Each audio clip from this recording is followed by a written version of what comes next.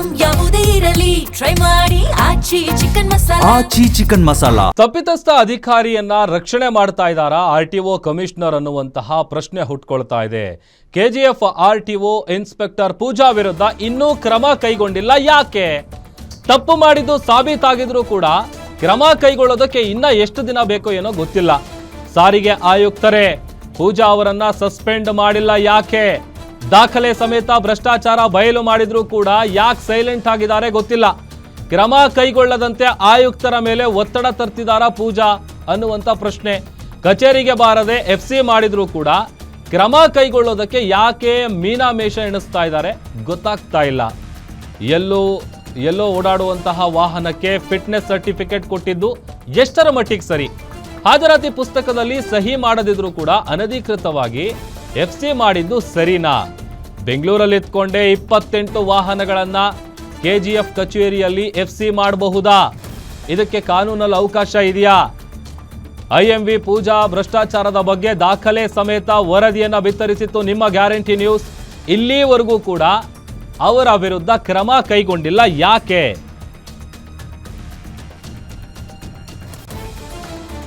RTO ಕಚೇರಿಗಳಲ್ಲಿ FC ಮಾಡುವಂತ ವಿಚಾರಕ್ಕೆ ಸಂಬಂಧಪಟ್ಟಂತೆ ಈಗ ಒಂದು ಅಲ್ಲಿ ಇತ್ಕೊಂಡು ಮಾಡುವಂಥದ್ದು ಬೇರೆ, ಬಟ್ ಇಲ್ಲಿ ಇತ್ಕೊಂಡು ಹೆಚ್ಚು ಕಡಿಮೆ 28 ವಾಹನಗಳು, ಅದಕ್ಕೆ ಸಂಬಂಧಪಟ್ಟಂತ ದಾಖಲೆಗಳನ್ನು ಕೂಡ ನಾವು ನಿಮ್ಮ ಮುಂದಿಟ್ಟಿದ್ವಿ.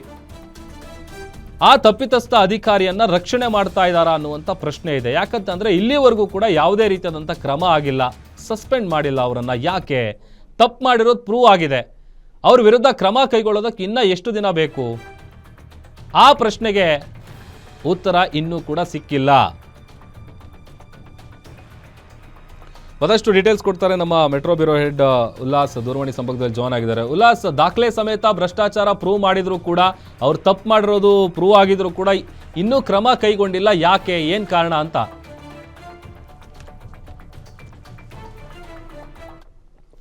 ಗ್ಯಾರಂಟಿ ನ್ಯೂಸ್ ಕಳೆದ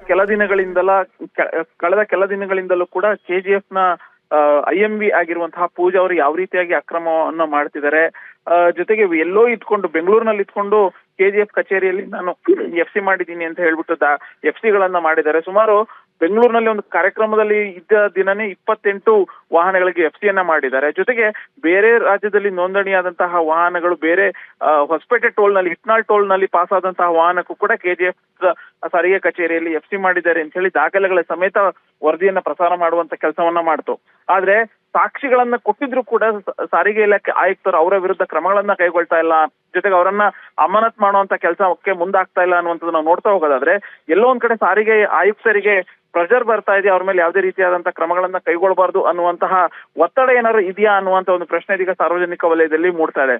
ಯಾಕೆಂದ್ರೆ ಇದೇ ಸಾರಿಗೆ ಆಯುಕ್ತರು ಈ ಹಿಂದೆ ಕಚೇರಿಯಲ್ಲಿ ಒಬ್ರು ಚಿಕ್ಕಮಂಗ್ಳೂರು ಆ ಭಾಗದಲ್ಲಿ ಒಬ್ಬ ಸಾರಿಗೆ ಅಧಿಕಾರಿ ತನ್ನ ಕಚೇರಿಯಲ್ಲಿ ಬರ್ತಡೆಯನ್ನ ಮಾಡ್ಕೊಂಡ್ರು ಅಂತ ಹೇಳಿ ಅವ್ರನ್ನ ಇಮಿಡಿಯೇಟ್ ಆಗಿ ಸಸ್ಪೆಂಡ್ ಮಾಡುವಂತ ಕೆಲಸವನ್ನ ಮಾಡಿದ್ರು. ಅಂದ್ರೆ ಆ ರೀತಿಯಾದಂತಹ ಒಂದು ದಿಟ್ಟ ನಿರ್ಧಾರಗಳನ್ನ ತೆಗೆದುಕೊಳ್ತಾ ಇದ್ರು. ಆದ್ರೆ ಈ ಪೂಜಾ ಅವರ ವಿಚಾರದಲ್ಲಿ ಯಾಕೆ ಸಾಫ್ಟ್ ಕಾರ್ನರ್ ಅನ್ನ ತೋರಿಸ್ತಿದ್ದಾರೆ ಸಾರಿಗೆ ಆಯುಕ್ತ ಯೋಗೀಶ್ ಅವರು ಅನ್ನುವಂತ ಒಂದು ಪ್ರಶ್ನೆ ಇದೀಗ ಉದ್ಭವ ಆಗ್ತಿದೆ. ಮೂಲಗಳ ಪ್ರಕಾರ ಇವತ್ತು ಜಂಟಿ ಸಾರಿಗೆ ಆಯುಕ್ತರ ನೇತೃತ್ವದಲ್ಲಿ ಒಂದು ಕಮಿಟಿನ ರಚನೆ ಮಾಡಿ ಎನ್ಕ್ವೈರಿಗೆ ಆರ್ಡರ್ ಮಾಡಬೇಕಾಗಿತ್ತು. ಆದ್ರೆ ಅದನ್ನು ಕೂಡ ತಡೆ ಹಿಡಿಯುವಂತ ಕೆಲಸ ಆಗಿದೆ ಅನ್ನುವಂಥದ್ದನ್ನ ನೋಡ್ತಾ ಹೋಗೋದಾದ್ರೆ ಎಲ್ಲೋ ಒಂದ್ ಕಡೆ ಕಾಣದ ಕೈಗಳ ಮೂಲಕ ಪೂಜಾ ಅವರು ಸಾರಿಗೆ ಆಯುಕ್ತರ ಮೇಲೆ ಪ್ರೆಷರ್ನ ಹಾಕಿಸುವಂತ ಕೆಲಸವನ್ನ ಮಾಡ್ತಿದ್ದಾರೆ. ನಿಮ್ಮಲ್ಲಿ ಯಾವುದೇ ರೀತಿಯಾದಂತಹ ಕ್ರಮಗಳನ್ನ ಕೈಗೊಳ್ಳಬಾರ್ದು ಅನ್ನುವಂತಹ ನಿಟ್ಟಿನಲ್ಲಿ ಆಯುಕ್ತರ ಮೇಲೆ ಒತ್ತಡವನ್ನ ಹೇರ್ತಾ ಇದ್ದಾರಾ ಅನ್ನುವಂತ ಇದೀಗ ಪ್ರಶ್ನೆ ಉದ್ಭವ ಆಗ್ತಾ ಇದೆ.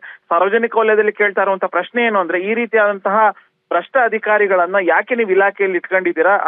ಅವ್ರ ಮೇಲೆ ಕ್ರಮಗಳನ್ನ ಕೈಗೊಳ್ಬೇಕಾಗಿತ್ತು. ಆದ್ರೆ ಸಾಫ್ಟ್ ಕಾರ್ನರ್ ತೋರಿಸುವಂತಹ ಉದ್ದೇಶ ಏನು? ಅಥವಾ ನೀವೇನಾದ್ರೂ ಈ ಒಂದು ಅಕ್ರಮದಲ್ಲಿ ಭಾಗಿಯಾಗಿದ್ದೀರಾ ಅಥವಾ ಅಕ್ರಮದಿಂದ ಬಂದಂತಹ ಹಣದಲ್ಲಿ ನೀವೇನಾದ್ರೂ ಪಾಲುದಾರರಾಗಿದ್ದೀರಾ ಅನ್ನುವಂತಹ ಒಂದು ಪ್ರಶ್ನೆ ಸಾರ್ವಜನಿಕ ವಲಯದಲ್ಲಿ ಮೂಡಿ ಬರ್ತಾ ಇದೆ. ಸೊ ಈಗಲಾದ್ರೂ ಸಾರಿಗೆ ಇಲಾಖೆ ಆಯುಕ್ತ ಯೋಗೀಶ್ ಅವರು ಇಂತಹ ಭ್ರಷ್ಟ ಅಧಿಕಾರಿಗಳ ವಿರುದ್ಧ ಕ್ರಮಗಳನ್ನ ಕೈಗೊಳ್ಳಬೇಕು. ಜೊತೆಗೆ ಅವರು ಯಾವ ರೀತಿಯಾಗಿ KGF ಕಚೇರಿಯಲ್ಲಿ ಅಕ್ರಮಗಳನ್ನ ಮಾಡಿದ್ದಾರೆ, ಅನಧಿಕೃತವಾಗಿ FC ಗಳನ್ನ ಮಾಡಿದ್ದಾರೆ, ಅವೆಲ್ಲದನ್ನು ಕೂಡ ತನಿಖೆ ಮಾಡಬೇಕು, ಅವ್ರ ಮೇಲೆ ಕಠಿಣವಾದಂತಹ ಒಂದು ಕ್ರಮಗಳನ್ನ ಕೈಗೊಳ್ಳಬೇಕು ಅನ್ನುವಂತಹ ಒಂದು ಕೂಗು ಕೂಡ ಸಾರ್ವಜನಿಕ ವಲಯದಿಂದ ಕೇಳಿ ಬರ್ತಾ ಇದೆ. ಪ್ರಭು, ಥ್ಯಾಂಕ್ ಯು ಉಲ್ಲಾಸ್.